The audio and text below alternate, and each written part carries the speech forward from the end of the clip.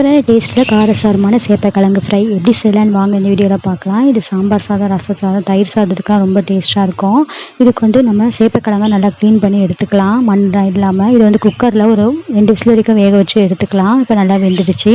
இதோட தோல்லாம் ரிமூவ் பண்ணிவிட்டு இதை நீள நீளமாக கட் பண்ணி எடுத்துக்கலாம். நம்ம இப்போ இதில் 1 ஸ்பூன் அளவு சில்லி பவுடரு, 2 ஸ்பூன் அளவு ஹோம்மேட் மசாலா தூள் ஆட் பண்ணிக்கலாம். 1 ஸ்பூன் அளவு மல்லித்தூள் ஆட் பண்ணி தேவையான அளவு உப்பு சேர்த்து கொஞ்சமாக ஆயில் சேர்த்து நம்ம பரட்டி எடுத்துக்கலாம். கையெல்லாம் ஒட்டாமல் இருக்கும். இந்த மாதிரி ஆயில் சேர்த்து நீங்கள் பரட்டினீங்கன்னா இப்போ ஒரு தவாவில் 2 ஸ்பூன் அளவு ஆயில் சேர்த்துட்டு 1 ஸ்பூன் அளவு கடுகு, உளுந்து, சீரகம் ஆட் பண்ணிக்கலாம். இது கூட இடிச்ச பூண்டும், 1 ஸ்பூன் அளவு மஞ்சள் தூளும், 1 ஸ்பூன் அளவு காஷ்மீர் சில்லி பவுடரும் சேர்த்து இது நல்லா வதக்கிக்கலாம். இது கூட நீளமாக கட் பண்ண வெங்காயமும் கருவேப்பிலையும் தூவி நல்லா வதக்கி நம்ம எடுத்துக்கலாம்.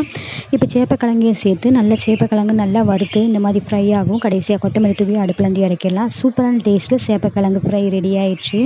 கண்டிப்பாக சைட் டிஷ்ஷு எல்லா ரெசிபிக்கும் ரொம்ப டேஸ்ட்டாக இருக்கும். இந்த மாதிரி குக்கிங் வீடியோஸ் பார்க்குறதுக்கு நம்ம சேனலை சப்ஸ்கிரைப் பண்ணிக்கோங்க. தேங்க்யூ.